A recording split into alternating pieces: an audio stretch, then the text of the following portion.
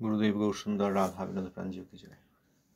ओम अज्ञानातिमिरन्धस्य ज्ञानाञ्जनशलाकया चक्षुरुन्मिलितं येन तस्मै श्रीगुरवे नमः।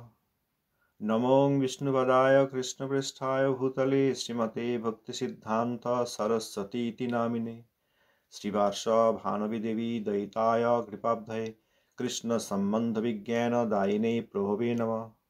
माधुर्यजल भावाढ्य श्री रूपानुग भक्तिद श्री गौर करुणा शक्ति विग्रहाय नमस्तुते। नमस्ते गौरवाणी श्रीमूर्तये दीनतारिणे रूपानुग विरुद्धाप सिद्धान्तहारिणे। वंशाकल्पतरुभ्यश्च कृपा सिन्धुभ्यैव च पतितानां पावनेभ्यो वैष्णवेभ्यो नमो नमः। আজকে আমরা শ্রী চৈতন্য ভাগবত থেকে অন্তখণ্ডে ষষ্ঠ অধ্যায় কিছু অংশ পড়ব। শ্রীমন নিত্যানন্দ প্রভুর মহিমা জ্ঞাপক वैशाभिन्न शिष्ल वृंदावन दास ठाकुर महाशय जी की जय। तदीय श्री श्री चैतन्य भागवत की जय। अंतखंड षष्ठ अध्याय। षष्ठ अध्याय कथा सार श्रीशिल प्रभुपाद सरस्वती गोस्वामी ठाकुर लिखित। এই অধ্যায়ে শ্রীমন মহাপ্রভুর সহাধ্যায়ী জনৈক বিপ্র শ্রী নিত্যানন্দ প্রভুর বেশভূষা ও আচরণাদি দর্শনে সন্দেহযুক্ত হইয়া শ্রী গৌরসুন্দরের নিকট নিত্যানন্দ সম্বন্ধে প্রশ্ন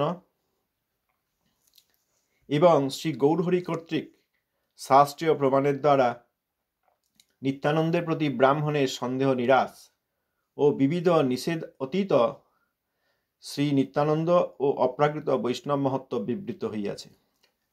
যখন শ্রীধাম নবদ্বীপে অভিন্ন বলদেব শ্রী নিত্যানন্দ প্রভু নানা প্রকার লীলাবিলাস প্রকটন ও শ্রীকৃষ্ণ চৈতন্য চরণে লোকাকর্ষণ পূর্বক নানাবিধ অলঙ্কার বিবিধ বেশভূষা ও তাম্বুল কর্পূর চন্দনমাল্লাদি বিলাসদ্রব্য গ্রহণ করিয়া বিচরণ করিতেছিলেন, তখন শ্রী গৌরসুন্দরের সহাধ্যায়ী নবদ্বীপস্থ জনৈক বিপ্রের নিত্যানন্দের ঐরূপ শাস্ত্রাতীত আচরণ ও বিলাসাদি দর্শনে সন্দেহ উপস্থিত হইল।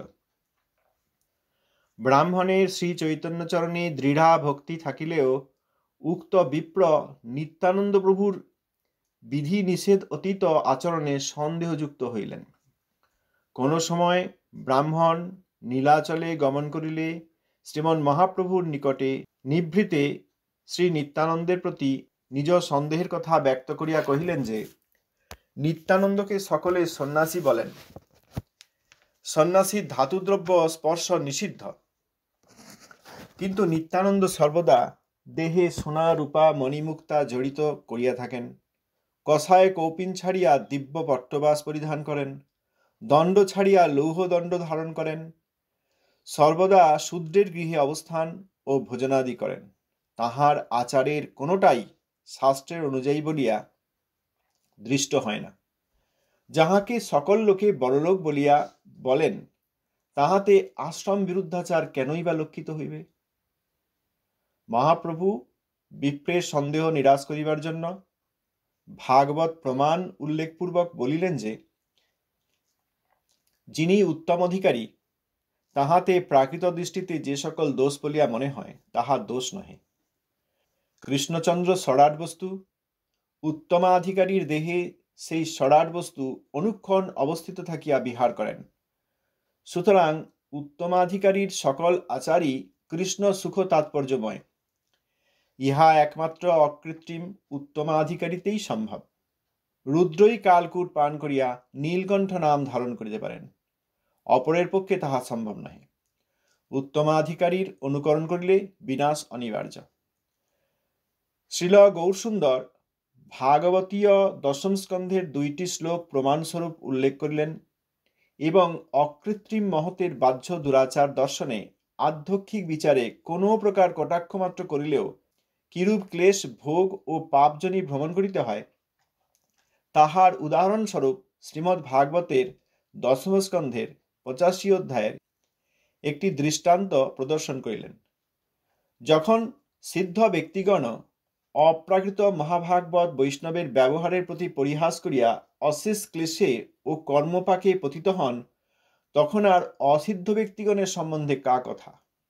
যে ব্যক্তি বিষ্ণু পূজা করেন, হরি নাম গ্রহণ করেন, এখানে প্রশ্নসূচক চিহ্ন আছে, গ্রহণ করেন, কিন্তু হরিভক্তকে নিন্দা করেন, তাহার সমস্ত পূজা ও নাম গ্রহণ আদি ছলনা নিরর্থক। আর যে ব্যক্তি ভগবানের ভক্তির প্রতি প্রীতিময়ী সেবায় নিযুক্ত, সেই ব্যক্তি নিঃসংশয়িত রূপে কৃষ্ণ সেবা লাভ করিতে পারেন। যে ব্যক্তি কেবল বিষ্ণু পূজার ছলনা দেখায় কিন্তু বৈষ্ণব পূজায় অনাদর করে, সে ব্যক্তি দাম্ভিক।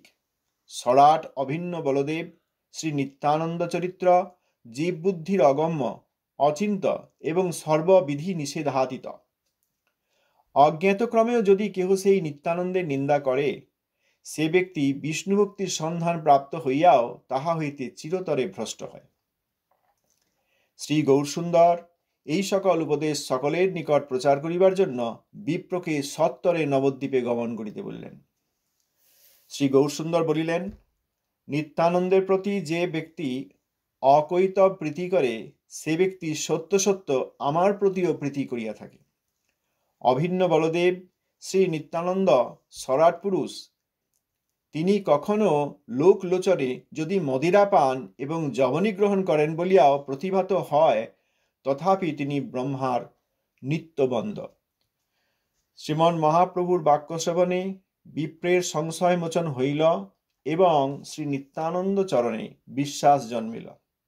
বিপ্র নবদ্বীপে গমনপূর্বক সর্বাগ্রে শ্রী নিত্যানন্দ প্রভুর শ্রীচরণে অপরাধের কথা ব্যক্ত করিয়া ক্ষমা ভিক্ষা করিলেন এবং শ্রী নিত্যানন্দ প্রভুর প্রসন্নতা লাভ করিলেন।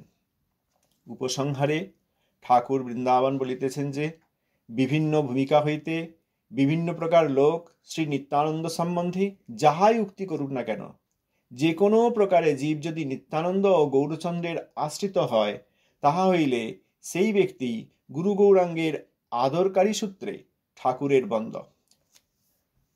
অর্থাৎ বৃন্দাবন দাস ঠাকুরের বন্দ। এই কথা বৃন্দাবন দাস ঠাকুর মহাশয় বলছেন। নিত্যানন্দই আমার একমাত্র নিত্য প্রভু, আমি জন্ম জন্ম তাহার নিত্য কিঙ্কর। এই নিত্যানন্দ কৈঙ্কর্যই আমি সকলের নিকট প্রার্থনা করি। শ্রী নিত্যানন্দের এরূপ মহিমা সত্ত্বেও যে পাপী নিত্যানন্দের নিন্দা করে, সেই পাপীর মঙ্গল নিত্যানন্দ ভৃত্যের পদাঘাত ব্যতীত অন্য কোনো প্রকারেই সম্ভব নয়। পরিকর বৈশিষ্ট্যের সহিত শ্রী নিতাই গৌরের সেবাবিলাস করিয়া গ্রন্থকার অধ্যায়ের উপসংহার করিয়াছেন। গৌড়ীয় ভাষ্য। জয় কীর্তন মুখে মঙ্গলাচরণ। জয় জয় গৌরচন্দ্র জয় নিত্যানন্দ, জয় জয় প্রভুর যতেক ভক্তবৃন্দ। হেনমতে মহাপ্রভু নিত্যানন্দ চন্দ্র সর্বদা সহ করে কীর্তন আনন্দ। অভিন্ন রোহিণী নন্দন নিত্যানন্দের লীলাবিলাস ও শ্রীকৃষ্ণ চৈতন্য চরণে লোকাকর্ষণ। বৃন্দাবন মধ্যে যেন করিলেন লীলা, সেই মতো নিত্যানন্দ স্বরূপের খেলা। অকৈতব রূপে সর্বজগতের প্রতি লয়েন শ্রীকৃষ্ণ চৈতন্য রতিমতি। সঙ্গে পারিষদগণ পরম উদ্দাম, সর্ব নবদ্বীপে ভ্রমে মহাজ্যোতির্ধাম। অবধূত নিত্যানন্দের আচার প্রচারে কাহারও সুখ কাহারও অবিশ্বাস, কেউ সুখী হন কেউ অবিশ্বাসী। অলঙ্কার মালায় পূর্ণিত কলেবর, কর্পূর তাম্বুল শোভে সুরঙ্গ অধর। দেখি রাম নিত্যানন্দ প্রভুর বিলাস, কেহ সুখ পায় কারণ না জন্মে বিশ্বাস। শ্রীমন মহাপ্রভুর সহাধ্যায়ী ও প্রভুর প্রতি শ্রদ্ধাযুক্ত জনৈক ব্রাহ্মণের অক্ষজ নেত্রে শ্রী নিত্যানন্দ আচরণ দর্শনে সন্দেহ। সেই নবদ্বীপে এক আছেন ব্রাহ্মণ, চৈতন্যের সঙ্গে তান পূর্ব অধ্যয়ন। নিত্যানন্দ স্বরূপের দেখিয়া বিলাস, চিত্তে কিছু তান জন্মিয়াছে অবিশ্বাস। চৈতন্য চন্দ্রেতে তার বড় দৃঢ় ভক্তি, নিত্যানন্দ স্বরূপের না জানেন শক্তি। দৈবে সেই ব্রাহ্মণ গেলেন নীলাচলে, তথাই আছেন কতদিন কুতূহলে। প্রতিদিন যায় বিপ্র শ্রীচৈতন্যের স্থানে, পরম বিশ্বাস্থান প্রভুর চরণে। বিধি নিষেধাতীত অপ্রাকৃত পরমহংসলীল অভিন্ন বলদেব শ্রীমন নিত্যানন্দের আশ্রম বিরোধী আচার দর্শনে মহাপ্রভুর নিকট ব্রাহ্মণের প্রশ্ন। দৈবে একদিন সেই ব্রাহ্মণ নিভৃতে চিত্তে ইচ্ছা করিলেন কিছু জিজ্ঞাসিতে। বিপ্র বলে, প্রভু মোর এক নিবেদন, করিমু তোমার স্থানে যদি দেহ মন।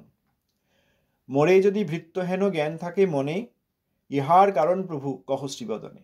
নবদ্বীপে গিয়া নিত্যানন্দ অবধূত, কিছু তো না বুঝো মুই করেন কিরূপ। সন্ন্যাস অষ্টম তান বলে সর্বজন, কর্পূর তাম্বুল সে ভোজন সর্বক্ষণ। ধাতুদ্রব্য পরশিতে নাহি সন্ন্যাসীরে, সোনা রূপা মুক্তা সে তাহার কলেবরে।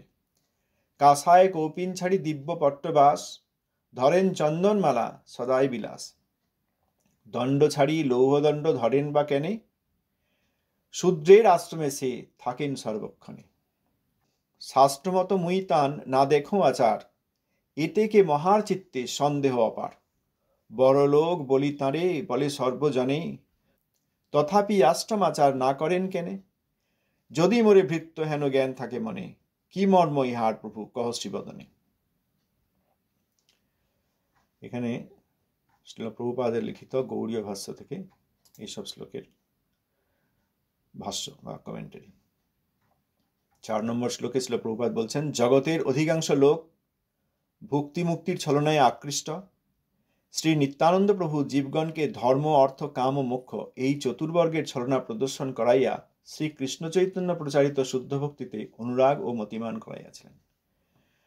লোকেরা যা চায় ধর্ম, অর্থ, কাম, মোক্ষ, সেইটার ছলনা, সেইটা দেখিয়ে শ্রীমন নিত্যানন্দ প্রভু তিনি গৌরসুন্দরের প্রচারিত শুদ্ধ ভক্তিতে অনুরাগী ও মতিমান করাইয়াছিলেন। 6 নম্বর সুরঙ্গ অর্থে হিঙ্গুল বর্ণ বা উত্তম রক্তবর্ণ। 17 নম্বর শ্লোকে গৌড়ীয় ভাষ্যে শ্রী নিত্যানন্দ প্রভু জগৎবাসীকে শ্রগ, গন্ধ, বাস ও অলঙ্কার সমূহ কৃষ্ণ প্রসাদ বুদ্ধিতে গ্রহণ করিবার শিক্ষা প্রদান করায় তাহাকে মূঢ় জনগণ বিলাসপর বলিয়া সাব্যস্ত করিয়াছিল। তাহাতে তাহার প্রতি অনেকের শ্রদ্ধা ছিল না। আবার যাহারা বুদ্ধিমান তাহারা হরিসম্বন্ধী বস্তুর পরিত্যাগকে ফল্গু বৈরাগ্য জানিয়া শ্রী নিত্যানন্দ প্রভুর প্রচার্য বিষয়ে আনন্দ লাভ করিতেন। বিধিশাস্ত্রমতে চতুর্থাষ্টমী অর্থাৎ সন্ন্যাসী, বিধিশাস্ত্রমতে চতুর্থাষ্টমী শ্রগন্ধ তাম্বুলাদি বিলাস সহচর বস্তু গ্রহণ করিতে পারেন না। কিন্তু বর্তমানকালে অকালপক্ষ অহংকারী প্রাকৃত সহজিয়াগণ নির্বিবাদে প্রসাদ গ্রহণের ছলনায় প্রচুর তাম্বুল ব্যবহার করে, অর্থাৎ পান খায়। প্রসাদ যখন খাওয়া যাক এই ভাবনা প্রাকৃত সহজিয়া। এই প্রকার অনধিকারীর পরমহংসাচার গ্রহণ সর্বদা গর্হণীয় বলিয়া সাধারণ মূঢ় লোক পারমহংস ধর্মের মূল আশ্রয় শ্রী নিত্যানন্দকেও বিবিক্ত ও ধীর সন্ন্যাসী জ্ঞানে ভ্রমে পড়িয়াছিলেন। শ্লোক সংখ্যা 18। গৌড়ীয় ভাষ্য। প্রাকৃত সহজিয়াগণ বলেন, বর্তমানকালে শ্রী রামকৃষ্ণ দাস ধাতুদ্রব্য গ্রহণ না করিয়া তুর্যাষ্টমীর সম্মান রক্ষা করিয়াছেন। ভক্ত সন্ন্যাসীর শ্রী নিত্যানন্দের ন্যায় স্বর্ণ রৌপ্য ব্যবহার কর্তব্য নহে। বৈধ বিবিক্ত সন্ন্যাসীর আদর্শ উহাতে দোষযুক্ত হয়, ইহাতে সন্দেহ নাই সত্য। কিন্তু অন্তরে পরমহংসাভিমান রাখিয়া বাহিরে যদি ধাতুদ্রব্যাদি গৃহীত না হয়, তাহা হইলে অন্তরে প্রতিষ্ঠাসা বিরাজ করে এবং লোক প্রতারণা কল্পে তাদৃশ আচার হীনাধিকার জ্ঞাপক মাত্র। লোকে নিন্দা করিবে বলিয়া যাত্রা মহোৎসব প্রভৃতিতে ধাতুদ্রব্য গঠিত শোভাযাত্রা প্রভৃতি উঠাইয়া দিয়া ভগবানের সেবা বিষয়ে দরিদ্রতা দেখাইলে আধ্যক্ষিক পরোপকারী সম্প্রদায় বিপদগামী হইয়া আরাধনানাং সর্বেষাং শ্লোকের অর্থ হৃদয়ঙ্গম করিতে পারিবে না। আধুনিককালে কাঁসায় কৌপিন পরিত্যাগপূর্বক রেশমী বস্ত্র ব্যবহার ও চন্দনমালাদি গ্রহণ যদি কোনো ব্যক্তিকে বিপদগামী করিয়া তুলে, তাহা হইলে পরমহংস আচারে কপটতায় তাহার সর্বনাশ ঘটিবে। আর যদি স্বাভাবিক প্রতিষ্ঠাসার রাহিত্যক্রমে শ্রী পুণ্ডরীক বিদ্যানিধি, শ্রী রামানন্দ রায় ও শ্রীমন নিত্যানন্দ প্রভুর আদর্শের কোনো অংশ পরমহংস আচারে অবস্থিত ভক্তবরে দৃষ্ট হয়, তাহা হইলে তাহা প্রত্যেক বুদ্ধিমান ব্যক্তি বুঝিয়া লইতে পারেন। ভাগ্যহীন ব্যক্তি বৈষ্ণবে প্রাকৃত দর্শনে অপরাধ সঞ্চয় করিয়া ফেলে। অর্থাৎ যদি প্রতিষ্ঠাসাহীন হয় হৃদয় এবং অন্তরে পরমহংস হন এবং বাইরে এইরকম দেখা যায়, তাহলে যারা বুদ্ধিমান ব্যক্তি ভজন প্রয়াসী তারা চিনতে পারেন। উদাহরণ শ্রী পুণ্ডরীক বিদ্যানিধি, শ্রী রামানন্দ রায়, শ্রীমান নিত্যানন্দ প্রভু। শ্লোক সংখ্যা 20, গৌড়ীয় ভাষ্য। কৌতূহলাক্রান্ত আপাতদৃষ্টি সম্পন্ন বিপ্র শ্রী গৌরসুন্দরকে শ্রী নিত্যানন্দের ক্রিয়াকলাপ সম্বন্ধে আলোচনা করিয়া বলিতে লাগিলেন যে, সন্ন্যাসীর কর্তব্য দণ্ড ধারণ, উহা না করিয়া শ্রী নিত্যানন্দ প্রভু লৌহ দণ্ড ধারণ করিয়াছেন এবং আদর্শনীয় অস্পৃশ্য শূদ্রের সঙ্গ পরিত্যাগ না করিয়া তাহাদের সহিত অনেক সময় যাপন করিয়া থাকেন। এই সকল শাস্ত্রবিরুদ্ধ আচার তাহাতে পরিদৃষ্ট হওয়ায় শ্রী নিত্যানন্দের প্রতি তাহার শ্রদ্ধার অভাব আছে, তজ্জন্য তিনি সন্দেহযুক্ত হইয়াছেন। 21 নম্বর শ্লোক, গৌড়ীয় ভাষ্য। প্রভুপাদ ঈশ্বর স্থান থেকে সন্ন্যাসীর আচরণীয় বিভিন্ন শ্লোক উল্লেখ করলেন। 24 নম্বর শ্লোকের গৌড়ীয় ভাষ্য। এই প্রকার আপাত দর্শনে আচার ভ্রষ্ট জ্ঞান করিয়া ব্রাহ্মণের শ্রী নিত্যানন্দ প্রভুর সম্বন্ধে যে সন্দেহ উপস্থিত হইয়াছিল, উহা তাহার সৌভাগ্যের পরিচায়ক মাত্র। সুকৃতি ব্রাহ্মণ প্রশ্ন কইল শুভক্ষণে, অমায়ায় প্রভু তত্ত্ব কহিলেন তানে। মহাপ্রভুর উত্তর, উত্তমাধিকারী জনের আচরণ অক্ষজ জ্ঞানে বিচার্য নহে বা অন্যের অনুকরণীয় নহে। শুনিয়া বিপ্রের বাক্য শ্রী গৌরসুন্দর হাসিয়া বিপ্রের প্রতি করিলা উত্তর, শুন বিপ্র, মহা অধিকারী যেবা হয়, তবে তান দোষ গুণ কিছু না জন্মায়। শ্রীমদ্ ভাগবত প্রমাণ, শ্রীমদ্ ভাগবত 11 স্কন্ধ 20 অধ্যায় 36 নম্বর শ্লোক।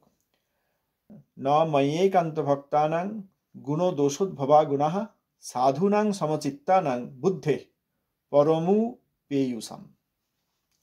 পদ্মপত্রে যেন কভু ডাহি লাগে জল, এই মত নিত্যানন্দ স্বরূপ নির্মল।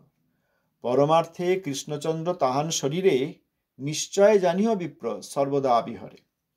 অধিকারী বই করে তাহান আচার, দুঃখ পায় সেই জন পাপ জন্মে তার।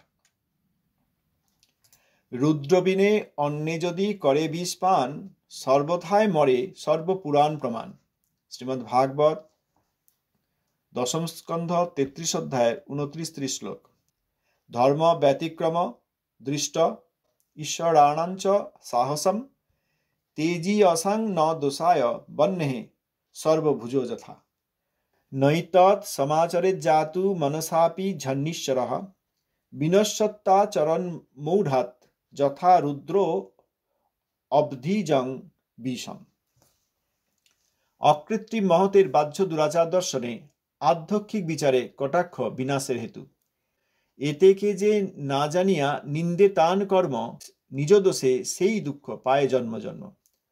গর্হিত করে যদি মহাধিকারী, নিন্দার কি দায়, তারে হাসিলেই মরি। এইখানে শ্রী গৌড়ীয় ভাষ্যে 26 নম্বর শ্লোক। শ্রী গৌরসুন্দর সেই সুকৃতি সম্পন্ন সন্দিগ্ধ চিত্ত ব্রাহ্মণকে বলিলেন, আধ্যক্ষিক অধিকার অর্থাৎ আপাত দর্শন এক প্রকার, আর তাৎপর্যযুক্ত সুতীক্ষ্ণ দৃষ্টিতে প্রবেশ অন্য প্রকার। যাহারা অন্নাভিলাষ কর্মজ্ঞানাদির আচরণ পরিত্যাগ করিয়া অনুকূলভাবে সর্বক্ষণ কৃষ্ণের অনুশীলন করেন, তাহাদের অধিকার ও তদিতর অপরপক্ষের অধিকারের মধ্যে পরস্পর ভেদ আছে। প্রাকৃত জনগণ মন বুদ্ধি ও অহংকারের অধীন, অপ্রাকৃত প্রতীতিতে মায়িক দোষ ও গুণ প্রবেশ করিতে পারে না। পদ্মপত্র যেরূপ পারদ ও জলাদিকে আবদ্ধ করে না, তদ্রূপ কৃষ্ণ ভোগতাৎপর্যপর চিত্ত কখনোই স্বভোগপর অমঙ্গলের আবাহন করে না। 33 ক্রমাঙ্ক শ্লোকের অনুবাদ। ঈশ্বর ব্যতীত এইরূপ আচরণ কেহ কখনো মনের দ্বারাও করিবেন না। রুদ্রাভিন্ন অন্য কেহ সমুদ্রত্ব বিষ পান করিলে যেমন বিনাশপ্রাপ্ত হন, মূঢ়তা প্রযুক্ত যদি কেহ ঈশ্বর লীলার অনুকরণ করে, সেও তদ্রূপ বিনষ্ট হইবে। গর্হিত করে যদি মহাধিকারী, নিন্দার কি দায়, তাঁরে হাসিলেই মরি। যদি গর্হিত আপাত অর্থে অর্থাৎ আধ্যক্ষিক দৃষ্টিতে করেন, নিন্দা করতে হবে না, এই তাঁর প্রতি এই হাসলেও সর্বনাশ হয়ে থাকে। মরে মানে মৃত্যু হয়, অর্থাৎ পতন হয়। তো সেই শ্লোকের গৌড়ীয় ভাষ্যে প্রভুপাদ বলছেন, মহাভাগবত অধিকারী নিম্নাধিকারীর গ্রহণযোগ্য নহেন। যে ব্যক্তি মহাভাগবতের কার্যে উপহাসাদি করে, তাহার সর্বনাশ অবশ্যম্ভাবী। বৈষ্ণব গুরুর নিকট শ্রীমদ্ ভাগবত শ্রবণ করিলে এই সকল কথা সুষ্ঠুভাবে পরিজ্ঞাত হওয়া যায়। অন্তরে প্রতিষ্ঠার ইচ্ছা, কিন্তু অন্তরে পরমহংস নন, এই বাইরে লোক দেখানো, এইটা গ্রহণ করেছেন। আর যিনি অন্তরে পরমহংস, তার দর্শন ভিন্ন প্রকার, এবং তিনি যারা মহা অধিকারী, শ্রী পুণ্ডরিক বিদ্যানিধি, শ্রী রামানন্দ রায় এবং ভগবান অভিন্ন বলরাম শ্রী শ্রীমন নিত্যানন্দ প্রভু, এনাদের ব্যবহার বুঝতে পারবেন, এই কথা বলেছেন। এখন একজন মহাপ্রভুর সঙ্গে পড়াশোনা করতেন আগে নবদ্বীপে, তিনি এই নিত্যানন্দ প্রভুর ব্যবহার দেখে এসে নীলাচলে মহাপ্রভুর কাছে বলছেন, মহাপ্রভুতে তাঁর অগাধ শ্রদ্ধা, গভীর বিশ্বাস, দৃঢ় শ্রদ্ধা, কিন্তু নিত্যানন্দ প্রভুর বাহ্য ব্যবহার দেখে তাঁর কিছু সন্দেহ উপস্থিত হয়েছে। সেইটা নিরসন করার জন্য মহাপ্রভুর কাছে তিনি প্রশ্ন করছেন। আগামীকাল আবার এই 36 নম্বর শ্লোক থেকে পড়ব। আজ এই পর্যন্ত থাক, সময় প্রায় হয়ে এসছে। আমরা আবার 36 নম্বর শ্লোক থেকে আগামীকাল পড়ব।